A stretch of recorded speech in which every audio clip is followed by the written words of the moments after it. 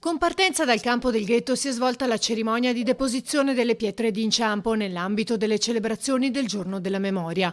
Un itinerario scandito dalla posa di 15 pietre e dal minuto di silenzio davanti all'uscio di casa, che fu l'ultima dimora dei veneziani prima della deportazione. Siamo molto emozionati per questa cerimonia perché ci consente di ricordare i nostri cari e soprattutto di sottolineare un aspetto molto importante, che è quello della memoria collettiva che condiziona e ci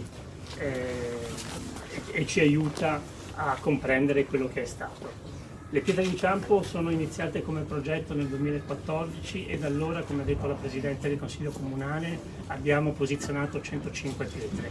Il nostro lavoro è ancora lungo perché sappiamo purtroppo che gli ebrei deportati nei lager nazisti a Venezia sono stati 246, quindi abbiamo purtroppo ancora molte pietre da mettere. Si sta elaborando un progetto per cui, inquadrando le pietre con uno smartphone, sarà possibile approfondire la storia delle persone deportate.